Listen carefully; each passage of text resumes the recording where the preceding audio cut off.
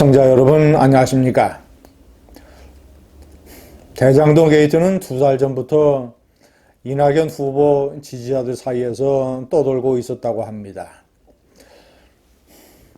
그러다가 경기경제신문이 제보를 받고 칼럼 형식으로 처음 보도를 했습니다.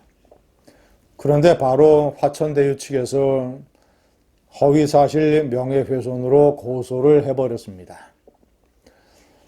자칫 파묻힐 뻔한 사건을 세상에 알린 사람이 참여연대에서 뛰쳐나왔던 김경률 회계사입니다.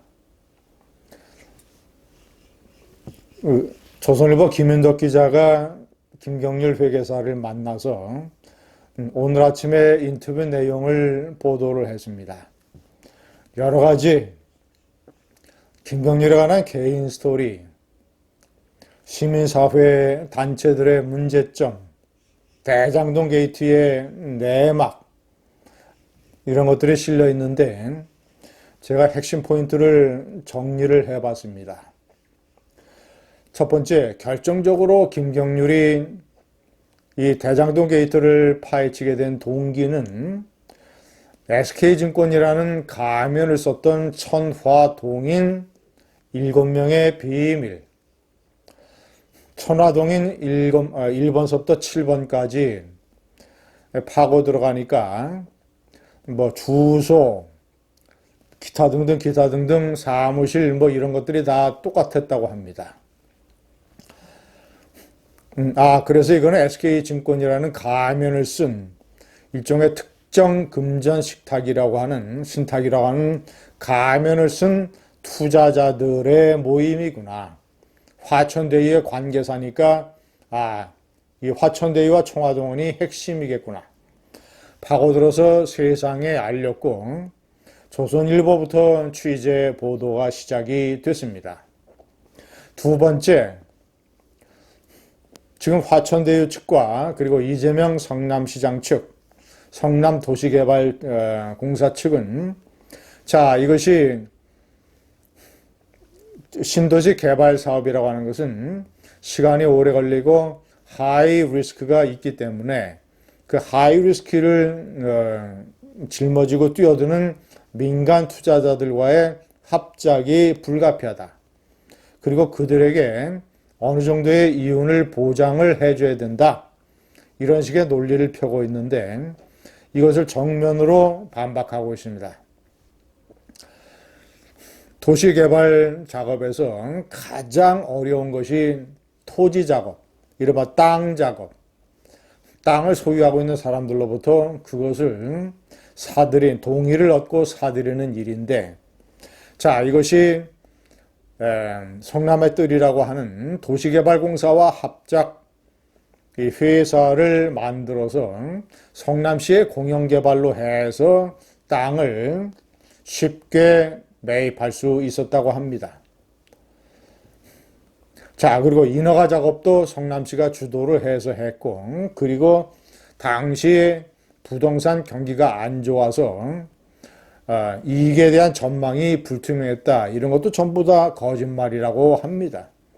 워낙 대장동, 소판교라고 불리우는 이 땅은 개발만 하면 분양이 보장되는 곳이어서 엄청난 분양이익이 보장되는 곳이어서 처음서부터 땅 짚고 헤엄치기였다. 가장 어려운 작업을 성남시가 나서서 해주기 때문에 나머지는 식은 죽 먹기였다. 세 번째, 위례에서 싹튼 대장동. 대장동 개발의 주역 4인방 중에 2사람, 남욱 변호사와 정영학 회계사, 화천동인의 각각 이 주주죠. 이 사람들이 위례에서 5천만 원을 투자를 해서 30억 원의 이익을 본 사례가 있다.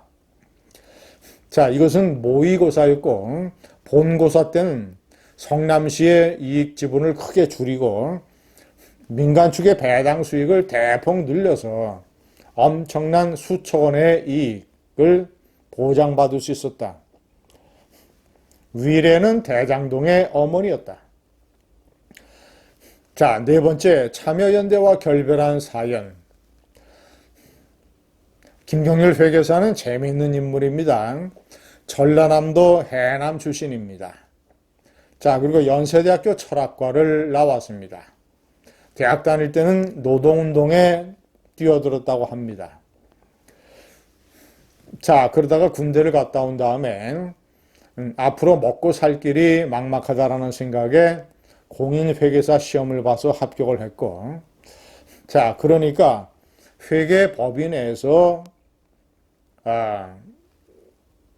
자기가 회계법인에서 일종의 생활비라든가 생계에 해당되는 금액도 받을 수 있고, 그리고 참여연대의 집행위원장에 오르길 때까지 참여연대에 뛰어들어서 21년 동안 활동을 했습니다. 잘 아시겠지만 참여연대의 간부 출신들, 뭐 조국이라든가 안경환이라든가 또는 뭐 김기식이라든가 어쨌거나 하여튼 참여연대 출신들이 많이 문정권에서 요직을 맡았었습니다. 자, 그런 참여연대에서 경제금융센터 소장을 맡고 참여연대의 가장 최고 핵심이라고 할 수 있는 집행위원장까지 맡았던 김경률.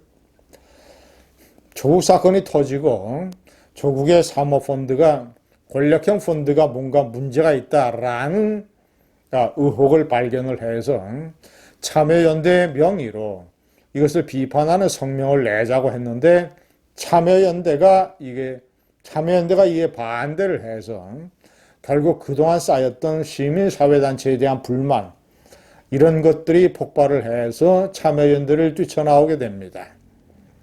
그는 그동안 자신이 쌓아놓은 네트워크와 어떤 뭐 이런 여러 가지 인맥, 이런 것들의 80%를 잃어버리게 됐지만 아무런 미련이 없다. 자, 다섯 번째, 시민사회단체에 대한 비판.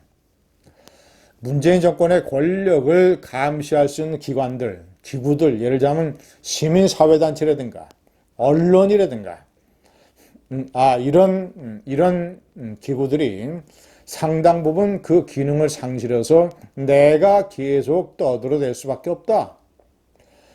시민사회단체의 정치 참여에 대해서 대단히 비판적입니다.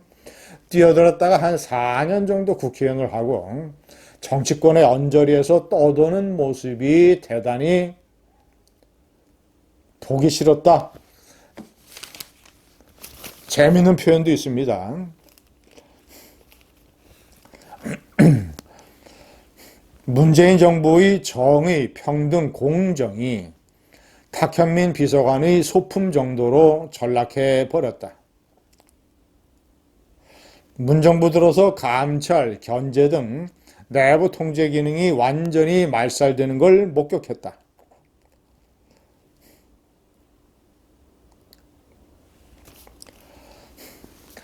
원래 이렇게 대중 앞에 나와서 말을 잘하고 뭐 이런 스타일이 아니었다고 합니다. 대학 시절 집회 때 선배들이 앞에 나가 연설할 사람을 정하는데 나는 단 한 번도 응하지 못했다. 버벅거림의 전형이었다. 그런데 성경에 돌들이 일어나서 말하리라는 구절처럼 내가 말해야 할 순간이 오고 싸워야 할 순간이 오니까 스스로 말하게 되더라.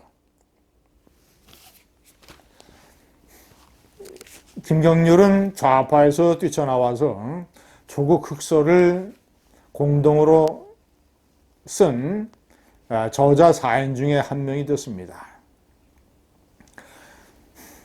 김경률의 목소리. 김경률은 이재명이 무섭다고도 했습니다. 얼굴색 한 변 하나 안 변하고 겉으로 선동적 파퓰리즘을 외칠 수 있는 대장동이라든가 뭐 여러 가지 사건을 일거에 뒤집어서 상대방에게 뒤집어 쓸 수 있는 프레임을 구사할 수 있는 인물. 김경률이 무섭다고 느끼는 이재명. 대선 후보 중에서 뽑을 사람이 없다라는 기자의 질문에, 사람이 없다는 지적이 있다라는 기자의 질문에, 그래도 정권 교체는 돼야 한다고 김경률은 답했습니다. 감사합니다.